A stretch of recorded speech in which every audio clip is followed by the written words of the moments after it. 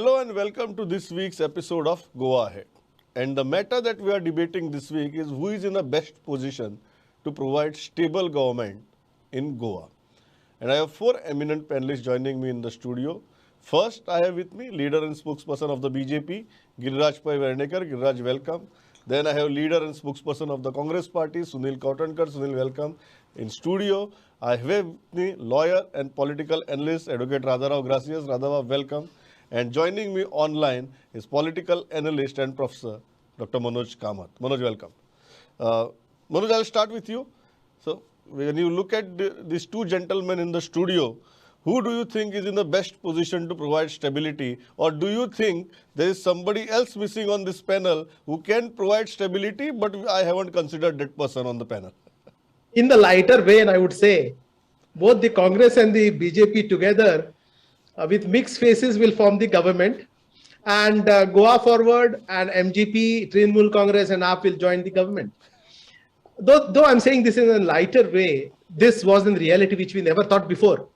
Last time we have seen that almost 12 MLAs of the BJP who were in the BJP were imported from Congress. And then the remaining two were from MGP. Goa Forward, there were 3 people. So this year, this time also, when they have number of parties vying for the same political space, till today, it's not really clear whether consolidation will happen only between these two parties or whether everyone would like to vie for some particular share. But ideally, as of now, I feel the fight is only between the BJP and the Congress. Very interesting. Radha, before I go to the political parties, how are you looking at this? Because eventually, all of us, all the citizens of Goa want a stable government. We do not want fracture mandates and then MLAs jumping from one ship to another. How are you looking at this issue? Who is in the best position to provide a stable government in Goa right now? Pramod, I don't think I agree with you that the voters in Goa are looking for a stable government. Okay. I don't believe that. Now, because I think it is the voters who can provide a stable government, not the political parties. So if the voters want a stable government, they will vote for a stable government, which I am very, very skeptical about, knowing the Goan voters. So therefore, you can't pass the blame merely to the political parties. Let the Goan voter decide first whether they want a stable government and vote accordingly. Now, secondly, I think whether Goa gets a stable government or not will depend mostly on the BJP, because the BJP has everything going for it. It has the government at the center, it has the enforcement directorate, and we know how all these MLAs who are given candidates, what sort of characters they are. Most of them have skeletons in their cupboards. And I am pretty sure, as in the past, the BJP can always use the ED and other authorities at its disposal to bring out these skeletons, to threaten to bring out these skeletons. So obviously, we will not get a stable government if the BJP does not get a majority, because I'm pretty sure they will be at it for the remainder of the term to somehow destabilize the government and form a government of their own. Very, very interesting. Sunil, how is Congress looking at this matter? Because you were the single largest party in 2017, you were unable to form the government, and then you are not able to keep your flock together. So when you are looking at this matter of stability, what are you asking people of Goa to do? I think that there is a famous saying that you can fool some people all the time. You can fool all the people sometime, but you cannot fool all the people all the time. What BJP has done during the last and after the last assembly elections in Goa in 2017 is that they have completely betrayed the people of Goa and taken away the public mandate. The only right, the constitutional right to vote that every citizen of this country has, he has a right to decide for his future, for the future of his nation, for the future of his state. And irrespective of a person and his political ideology, I believe all of us are Indians first, and then we belong to any other party, maybe BJP, then Congress, or any other political party. Today, every citizen is feeling threatened due to the tactics of BJP to take away that mandate that the people has uses to decide their future and the future of their state. So I believe the people are very much sure that they are not going to allow their votes to be divided, the votes to be split, and people this time will not give any fractured mandate, but will give a very clear mandate for Congress party to form the government, as the people, especially in Goa, are fed up of 10 years of misrule of BJP government. People have suffered enough, may it be economically, may it be in the sector of health, may it be COVID mismanagement, may it be corruption, you name it and they have it with them. Okay. Giriraj, simple question. Do you think, because after what happened post 2017, do you think, number one, people will give a clear mandate to the BJP? Secondly, whether you are in the best position to provide stability? See, I think, let me begin by saying that, I urge the Goan electorate to give a absolute mandate to one party because, Goa, I don't think can afford a hung assembly at this point of time. And that solves away a lot of problems. I mean, I know the way defections are looked at. I think the only way people can solve this problem is by giving a clear mandate. Now, I just want to remind people about the, Goan politics. It's always been fluid. It's always been, full of ups and downs. We saw a time when there were 11 chief ministers in 10 years. Even within the Congress rule, we have seen how many times Congress has changed chief ministers or how many times there has been a, rebellion from within the Congress party to change chief ministers. I think one marked difference from the Congress rule that Goa has provided in last 10 years, BJP has provided Goa with, is that it's been a stable government and whichever leader, I mean, we had 3 leaders during the 10 years of rule and there has never been a rebellion, there has never been an effort to topple the government. And even when, I mean, we often talk about the MLAs that came to BJP, or the people's mandate being betrayed. I think there were 3 MLAs who right at the beginning went to the people and said, we want to be with the government. And they went to the people and all 3 of them got elected. So I don't think that people actually look at defections. If they are going to the ruling party, I think they have seen that, BJP could give them a better mandate. Okay, very, very interesting. I'll go to Manoj on that point of defection. Giriraj feels that people don't look at defection as a major issue. And as far as the stability is concerned, they are in the best position to do it. How are you looking at both these aspects?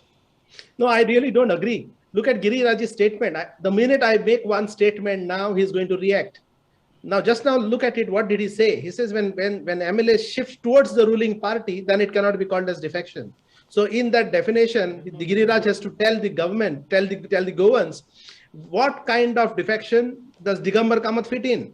Digambar Kamath went on to become the leader in the other party. And when he moved from the BJP towards the Congress and then subsequently took on the reins of this particular Congress. What I believe is defections are defections. You cannot be calling defections good when it suits you. You cannot be calling defections bad when it affects your own party. A single defection of Digambar Kamath, they are unable to digest even after 10 years. Please mind it. So ultimately, more than stability, one needs to talk about what Goans want. If you have already betrayed Goans by taking MLAs, which were by taking away the mandate which was given to some other party, it's called betrayal. Let us be very clear about it. After that, probably you might have given a good government, bad government. Let us for the people to decide now. But at one particular point of time, let us put our foot together and say that we are not going to encourage defections. Let BJP have that courage and the conviction today to tell us and promise us that we are not going to buy who are sellable. We are not going to defy the mandate of the people. If BJP goes clear with it, let us say that we will be for the BJP. Okay, before I go to Radha, I want Giriraj to respond to that. That can the party give people of Goa a very, very clear assurance that at least your party won't get involved into horse trading post-election, even if it might sound quote-unquote the political compulsion? See, Manoj Bab today is behaving like a politician rather than a political activist, where he has completely misquoted. I have never said defections to the ruling party are justified. I merely said that 3 of the MLAs resigned from their positions, came to the BJP and people gave them, people elected them. So I never said that defections are acceptable. In fact, I was the one who said that, people should give a clear mandate so that the switching over does not happen. Again, let me remind you, since you yourself brought up the Digambar Kamath issue, you remember how the government in 2005 was brought down. They misused the governor's office. They formed the government overnight. They used all tactics in the book to destroy the constitution, and they formed the government. So today, does Congress have a right? All I'm saying is all these problems can be solved if a clear mandate is given to a party, and that is why if you see our campaign this time, we are not like the Congress, which is running an absolutely dirty campaign. We are saying we are offering stability, we are offering development, and that is why we request people of Goa to trust the BJP. Radhaba, this is a very interesting point that people of Goa, now this is very interesting, although more than 60% of Goa Assembly has defected in last 5 years, there are these 4 examples where MLAs resigned, went back to people and got elected. 3 of those seats went to BJP, 1 seat went to Congress, and then that 1 MLA that got elected on the Congress ticket switched to BJP. Radhaba, when you see this issue of defections, do you think people are really bothered about defections? Because eventually when we talk about stability, the root cause of instability is such kind of defections. No, I think if you now understand what Vernekar said, you see what happens is, it is through defections stability was given. In the last 3-4 years, Goa had a stable government. What happened was, it was actually a BJP government. It was actually BJP running a Congress government. MLAs elected on Congress, and BJP was running a government with them. This is what happened. Now, what do we want? Do we want a stable government in the sense that a party that has got a majority, that party runs the government, or is it justified that one party picks up MLAs from all over and gives stable government for the 5 years, as happened in the previous term? So now we need to categorize stability also. Yes. A mandate-driven stability and cobbled-up stability. These are the 2 stabilities we are talking about right now. Sunil, talk about it. We see, one is mandate-driven stability, second is cobbled-up stability. BJP is saying that give us mandate, we will give you a stable government. And as far as that cobbled-up stability is concerned, they have already demonstrated what they can do during last 5 years. I think my dear friend Giriraj from the BJP is conveniently misguiding all of us and the viewers, and is also running a false narrative that for the stability they have done what they have done. If there is a face for defection and the entire instability that is going on, then it's BJP. As far as the defections post-poll are concerned, in politics, the largest court for the public representatives is the voters going for the elections. If somebody resigns, goes to the voters and he is elected, yes, we have to respect the mandate of the voters ultimately. But he is conveniently not speaking about those 10 defectors whom they had to take on board in violation of all the constitutional mandate given by the people, just to stabilize their government. BJP was not stable then, BJP is not stable now, and in the coming future, I believe that the people of Goa also have realized that we have to give a very clear mandate to one single party, and I am thankful for Giriraj because he has said that he has appealed the people of Goa to give a clear mandate. I think in the 2017, the mandate people had given to Congress party, and in 2022 also people are going to give a very clear majority to the Congress party so that the question of defection doesn't arise. I'll go to Radhaba before I go to Giriraj. Radhaba, do you think people are bothered about defections? Whether defections is at least in this election? You usually say that people are least bothered about it. But when you look at the scenarios playing out on ground now, do you think after what happened, even as recently as before the nomination process started, do you think people of Goa are bothered about, concerned about this menace of defection? No, my feeling is that the voter is least bothered about defection. You still believe so? Yes, after all no, this? not only I believe that, because even in the last elections, when so many members from the Congress defected, there was hardly a protest from the voters who felt that they were cheated of their mandate. Now the issue is not the voter giving a majority. Assume that the voters do give a majority to the Congress, let us say. Will the BJP allow the Congress to form a government and continue with it? That is the issue. You see, my feeling is that the BJP does not want a non-BJP party to run governments, so it wants to ruin them. It has happened in Madhya Pradesh, it has happened in Karnataka. Congress and Janata Dal had a majority there. In Madhya Pradesh, they had a majority. They broke parties with majorities, took defectors, got them to resign and re-elect. That is what is happening. I am trying to say that with the BJP is essentially undemocratic. BJP is not willing to, is not tolerant to opposition parties coming into power. And this is the fear that even if the Congress does get a majority, the BJP will be at its game trying to break that party and take over a government. This is what I'm saying. Okay, but Yes. Will this stop? That is Yeah. I the- would like to disagree with Dr. Radharao. On which point? Because if he's saying that people of Goa are least concerned about defection and the public taking away of the public mandate, then I think so he is very much wrong on that part. Today we have taken a pledge of non-defection from our candidates. It was our idea to have legal remedy for that. Aam Aadmi Party, after criticizing us, has today copied that. We are already in the process of getting it done. But I think so today the situation is such, the anger amongst the voter is so much against the BJP for taking away their mandate, is that today it is upon the BJP to give affidavit to the people of Goa that they are not going to encourage defections in this coming Okay. after this coming elections. I have not said anywhere that what the future holds. I have said in the past, during the last defection, the people did not object. That is the reality. Okay, before I'm I not go wrong to there. Giraj, I'll go to Manoj. Manoj, do you believe that defection is going to be a major issue in this election? Because Yes. when we talk about a post-poll stability issue, then we cannot ignore this aspect of defections. Certainly, defection is a major issue for people. We have seen what has happened to Reginald Lawrence.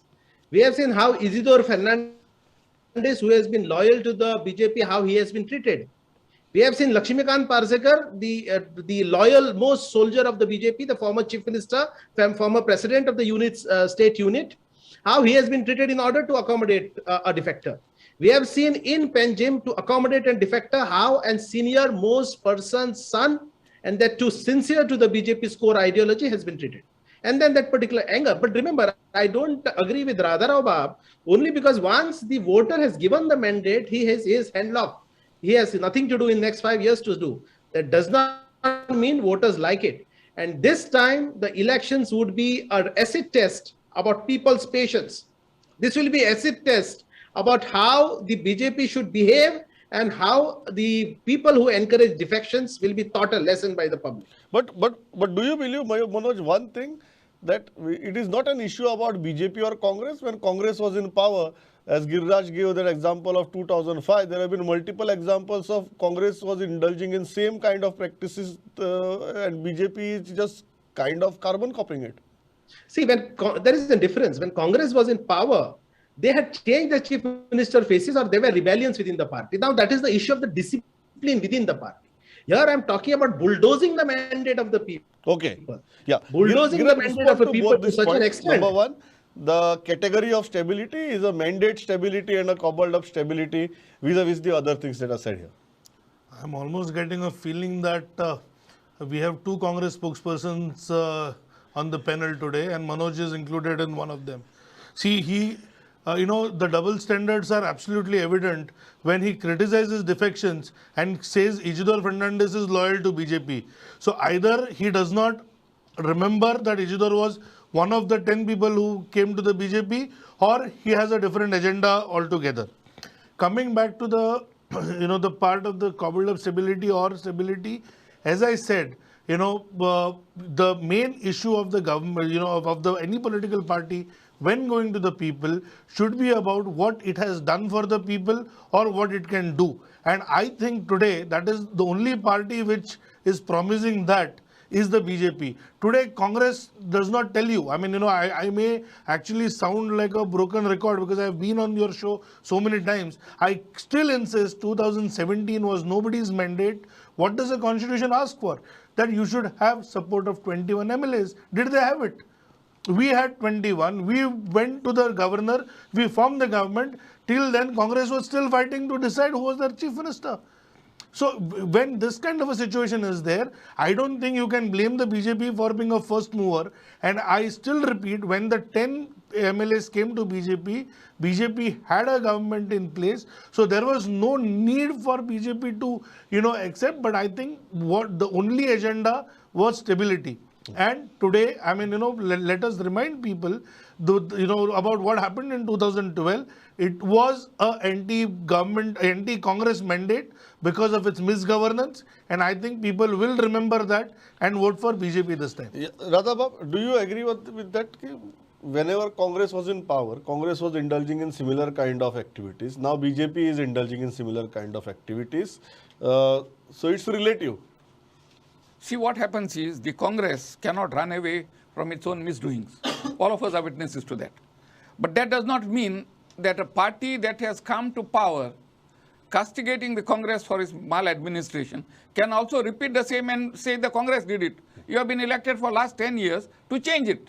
So it is not an excuse to say that Congress did it, we are doing it and we will do it again. This is not permissible.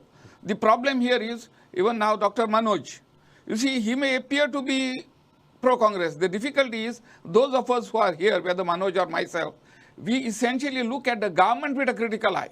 And the last 10 years, it is the BJP government. So it doesn't mean that I am hostile to the BJP. I look at its performance with a critical eye and point out. I think Dr. Manoj also does the same thing. If the Congress was in power, I would be equally vehement, as I always was in the previous, as every Goan would know. So it is not that we are pro this or pro that. We look upon from a public point of view that this is bad, and therefore we say it is bad. But Manoj, let me come to you. Do you believe that the stability and the government at the center are correlated now in a small state like Goa? Do you think, because we have seen the office of the governor being used, misused, abused. We have seen the office of the speaker being used, misused, abused, irrespective of the political parties. Do you think the party that rules the center has a better prospects? I don't know whether I'm using it as a positive thing or a negative thing, but better prospects of providing more reliable stability. See, it is not the issue of stability. The issue is when you have the same party at the center and also in the state, you get a leverage to do the maneuvering. You don't have the leverage to do better things. For example, if you look at the government of the BJP in the center and government of the BJP in the state, there are starking differences. There is not even an iota of corruption case against the central BJP government. The central BJP government has some of the best leaders, but then they have never encouraged defections at the center level. You see, BJP at the center has been core to its ideology, whatever, whether it is good, whether it is bad. But then here in Goa, which is just opposite to what the center is doing. And for every rule the center has made, government of Goa of the BJP has made aberrations. From giving tickets to the deceased, to the son of the deceased, till inducting the rapist, the molesters of women, the corrupt people, and then you have all. So I don't think that there has to be any parallels between BJP there and BJP here. People normally vote in a state looking at the center leadership of Delhi. That doesn't mean they give a clean sheet to the BJP. Okay, before what I'm trying to say is, Sunil, do you believe that you just can't blame BJP because your history also doesn't absolve you? I think so. We should check the history properly because we have never encouraged defections wherein the mandate given by the people. So many people directly switch over to some other party. If someone is joining, they can always resign, face the people, go for elections, get elected, and then yes, then it's a complete change. Yeah. But what BJP has done, that is what I have been saying time and again, that the Giriraj is conveniently avoiding and trying to mix up the subject of people resigning, going for the elections and getting elected, and people defecting directly, claiming that they have merged the party in BJP. Radhabab, do you think there is a correlation between a government at the center and the stability in the state? Of course, what happens in a small state like Goa, once you have the blessings of the center to destabilize a government, then that government doesn't last. It happened during Congress rule also. It is happening now also because unfortunately the center has a command of the governor, and the governors more often act as stooges of the government in Delhi. And then we have seen how even last time, even when the government was formed, there was no need for the governor to hurry. He should have at least asked the leader of the single largest party to come forward. Of course, The Congress also failed there. But there was no need to hurry and cobble up a thing and give them a chance. So this government at the center through the governor controls the state politics. And it has happened during Congress rule and it is happening now also. You can't dispute that.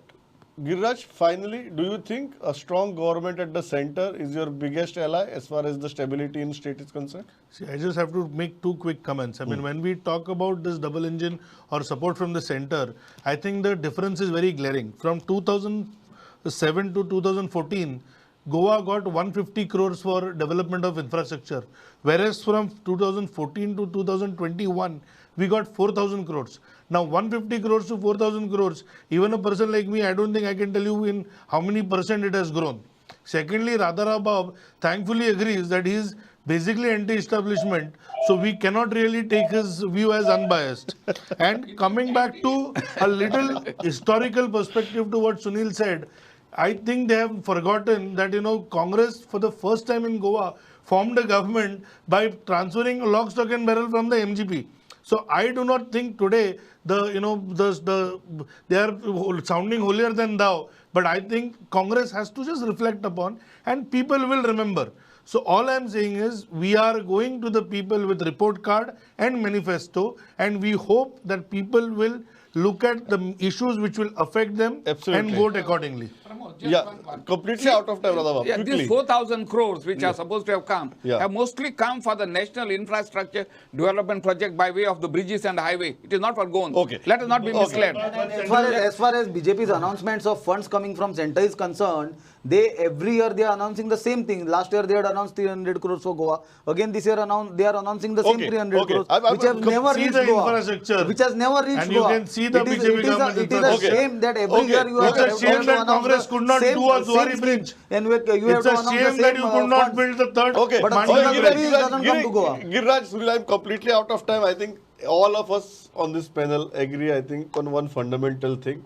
So let the mandate and stability come through the votes of the electorate and not through the trading and the horse trading after that. Giriraj, Sunil, Radhabab, Manoj, thanks a lot for joining me on this panel. Keep watching. Go ahead.